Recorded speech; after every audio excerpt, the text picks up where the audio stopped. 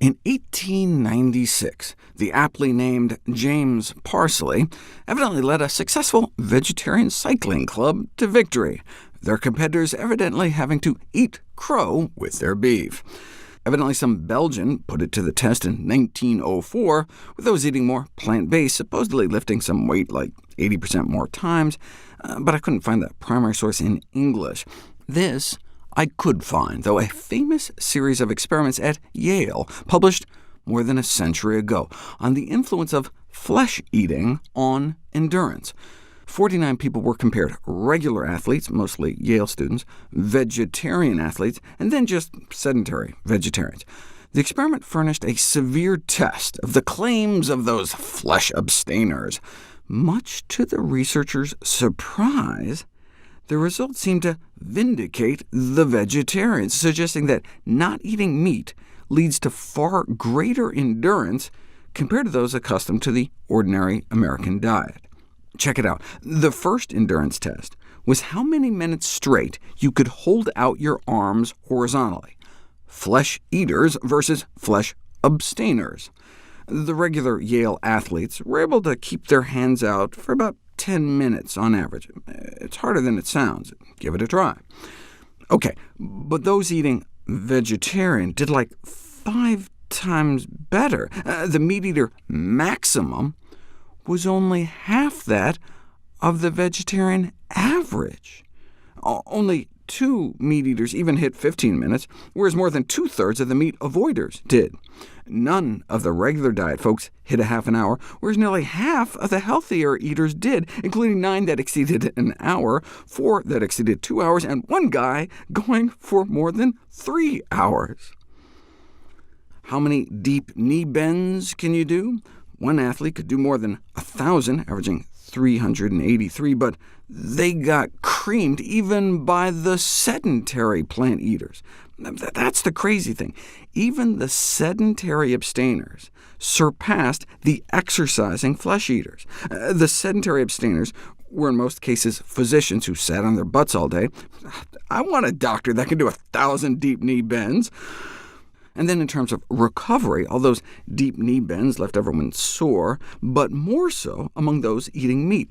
Among the vegetarians, of 2 that did like 2,000 knee bends, 1 went straight off to the track to run, and another went on to their nursing duties. On the other hand, among the meat eaters, 1 guy reached 254, went down once more, and couldn't get back up, had to be carried away, and was incapacitated for days.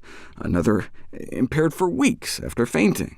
It may be inferred without reasonable doubt, concluded the once skeptical Yale researcher, that the meat-eating group of athletes was very far inferior in endurance to the vegetarians, even the sedentary ones. What could account for this remarkable difference? Some claim that flesh foods contain some kind of fatigue poisons, but one German researcher who detailed his own experiments with athletes offered a more prosaic answer.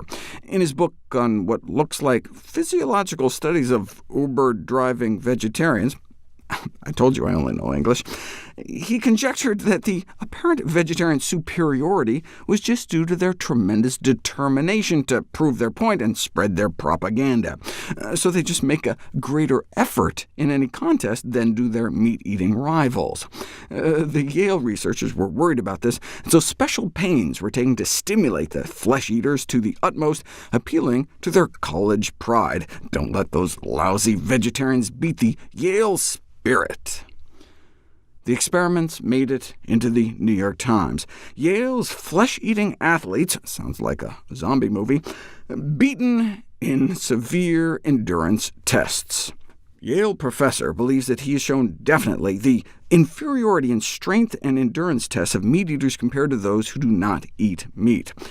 Some of Yale's most successful athletes took part in the strength tests, and Professor Fisher declares they were obliged to admit their inferiority. How has the truth of this result been so long obscured? One reason, Professor Fisher suggested, is that vegetarians are their own worst enemy. In their fanaticism, they jump from the premise that meat-eating is wrong, often based on scripture or some kind of dogma, and jump from that to meat-eating is unhealthy. That's not how science works, and such logical leaps gets them dismissed as zealots and prevents any genuine scientific investigation. Lots of science, even back then, was pointing a distinct trend towards more plant-based eating, and yet the word vegetarian, even 110 years ago, had such a bad preachy rap that many were loath to concede the science in its favor. The proper scientific attitude is to study the question of meat-eating in precisely the same manner as one would study the question of anything else.